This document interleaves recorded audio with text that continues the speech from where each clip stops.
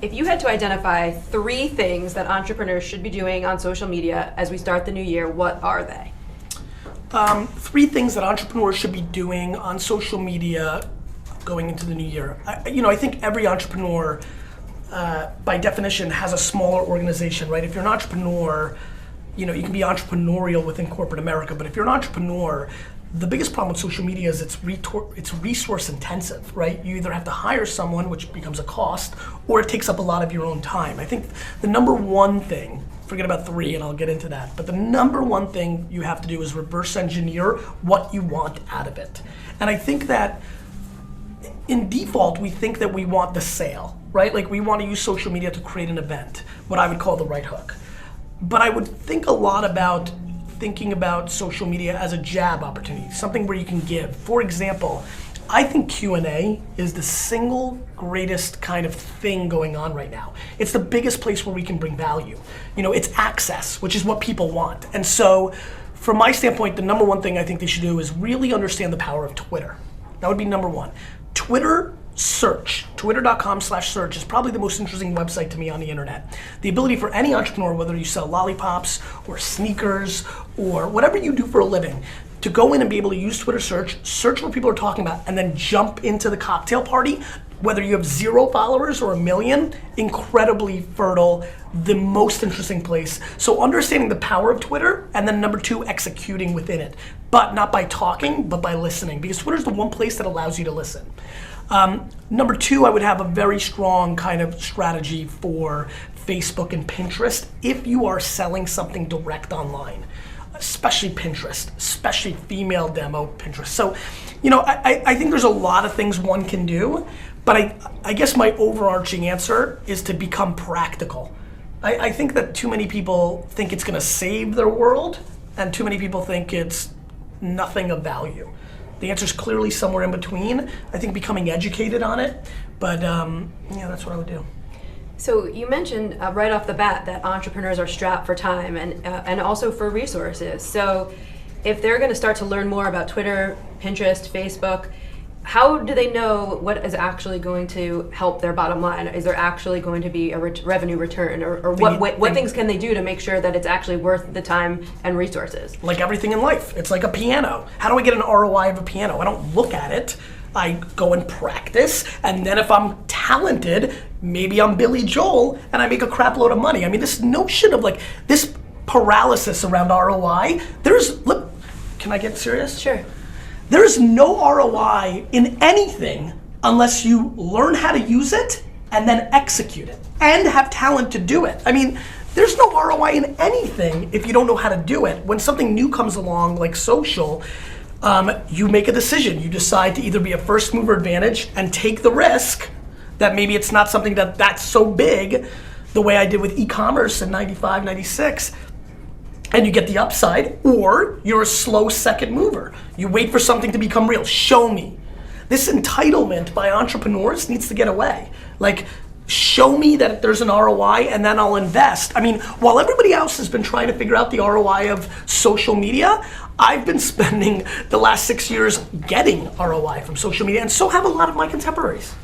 So tell us an example. Give us an example, either the wine library or through one of your clients that you're working with now. What have you done on social media with them that actually has helped and grow their revenue? Mondelez has done me the biggest favor.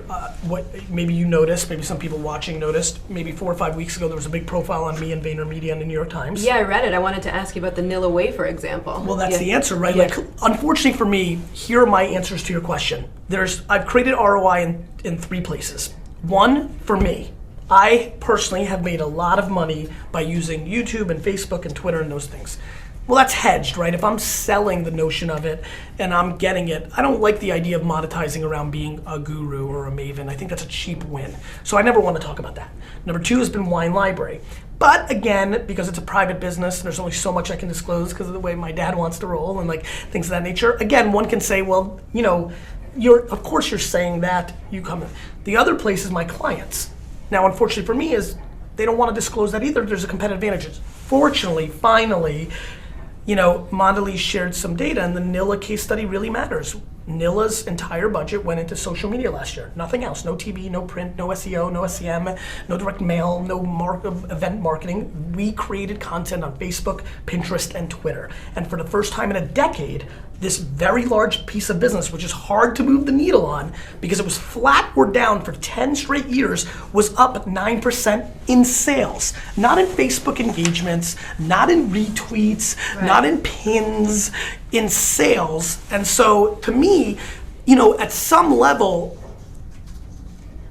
we have to start understanding / accepting that, of course, listen, I don't believe that radio is as good a place to market as it was 35 years ago. Do I believe that if you write a great radio commercial with maybe a jingle that that people remember, or a call to action, and you play it at the right demo for the right time frame, guys in their 40s to 60s that happen to probably listen to sports radio when they're driving at 5:45 p.m. in the afternoon? Do I believe that works? Absolutely, I believe it has the chance to work. And so this notion that there's no ROI in social is ludicrous. For me, it's difficult to point to anything other than what is publicly out there for my clients. Hopefully, as the years go on, more and more of my clients will go on the record with some of the ROIs. Great. Yeah, I'd love to hear more of those examples. Are there any other examples that you can speak to, perhaps without the specificity of ROI, just to kind of give the audience examples of the social media campaigns that you're running, obviously with an eye toward return? Yeah, I mean, General Electric has been a huge win for us. I mean, the 6-second science campaign, the 3D printing day, these are things that are getting a ton of engagement, awareness. Tell us about those, yeah. 6-second science fair was something we did on Vine for General Electric. I mean, that's insane when you think about it. GE's as iconic, old school as a company, Vine's as new as a platform.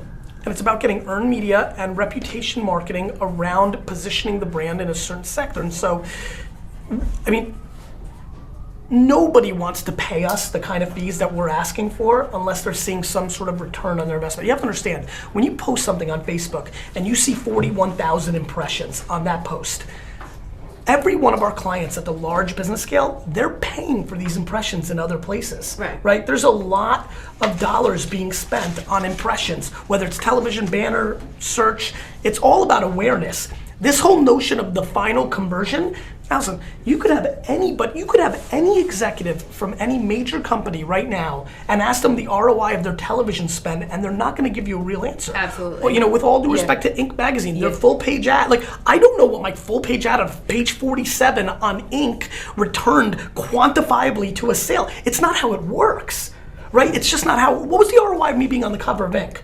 Great question. To me, the answer is it's got to be something. That's a lot of impressions and awareness that may get them into the rabbit hole of me. They saw me at the airport, they saw the ink, they Google me, they read my Wikipedia, they follow me on Twitter. 7 days later, I put out a good slide share. 9 days later, I asked them to buy the book from a right hook on Twitter. They buy it. ROI to Inc. But how you're going to quantify that is insanity. And so I think social media has been asked to create an ROI that every other medium hasn't, or hasn't since they've been accepted, right? Television went through this in the 50s and 60s. Wait a minute, this TV thing, what's the ROI? We know what radio and print does. So it's the same old game. This is historic. I mean, we could be having this meeting. I wish I was older, and I wish that I was on the scene back in 95, 6, 7 when I talked about e-commerce, because all the same questions. How are you going to compete with Walmart and Kmart and JCPenney's and Barnes and Nobles and Borders and Walden Books? How's this Amazon thing gonna compete? I was laughing at people to the notion, and clearly that's played out over the last 2 decades. I think we'll look back at what's the ROI of anything that gets in front of the consumer where they actually spend their time. Here's what I know. Everybody who's watching right now, they do this for a living. And if you don't know how to get into this screen and storytell about what you do for a living, you're out. Social networks control an enormous percentage of that consumption. If you don't know how to storytell in a stream economy in 2014, I think you're really playing Russian roulette with your advertising dollars. I guess when it comes to entrepreneurs and they're trying to figure out the best use of their time and their limited resources, that is why the ROI question becomes so important. Yeah. And I think they have to first ask themselves what the ROI of everything else they do is. Yeah, sure. And then they need to realize that what social allows them is to build a database of followers that they can remarket to over and over. But I respect that, and that's why a lot of times I default into Facebook and Twitter, even though I think Snapchat or Vine or Instagram might be more interesting. And for some businesses, I'm scared that they're not at the scale or the speed to conversion that, let's say, some of the more mature platforms are. Would there be a case for getting in early on some of these newer platforms? Like, you're obviously using Vine for General Electric. There's only a case for it. Yeah. To me, there's more upside in being early than there is in waiting, but that's my entrepreneurial DNA. To me, the risk reward of being first on something that clearly, when people are like, well, I don't know about Instagram, and it has 100 million users, I'm like, what's the matter with you? I'm like, there's 100 million people there. It's at scale. Now, you may say on Vine, it's a youth play, and I'm selling 80-year-olds on something, and I respect that. If you're selling insurance to 60-year-olds, is Vine a necessity? No. But is Twitter? I think Twitter is, because I think that you can absolutely search the right demo, and I see a lot of numbers that talk about the 40, 50, 60-year-old consumptions on Twitter becoming a little more interesting. But, at some level, nothing is a necessity. But to not test and give real effort to everything that has relevancy in today's world, that's where I get upset. I don't understand. Listen, I don't want anybody to go all in on this stuff. But the fact that people think this is an all in or nothing game, that's where I think people get hurt. I don't know if Twitter is. More importantly, the answer is I'm sure it is. However, if 99 out of 100 insurance companies do it wrong, well, then they're gonna struggle with it regardless. No different than if you put out crap television commercial. I mean, you know how many people are gonna spend $4 million on a Super Bowl commercial in a month that is gonna be crap and isn't gonna do anything for their business? Do you think that the advertisers should spend money on Facebook video ads instead? Just launched?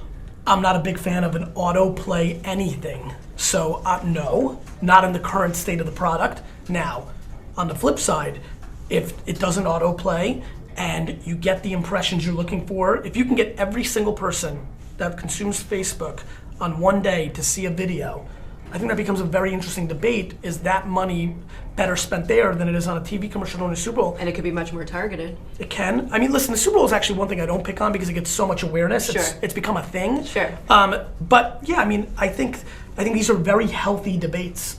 Although I have so many more questions, I'm going to turn to the audience because it's only fair.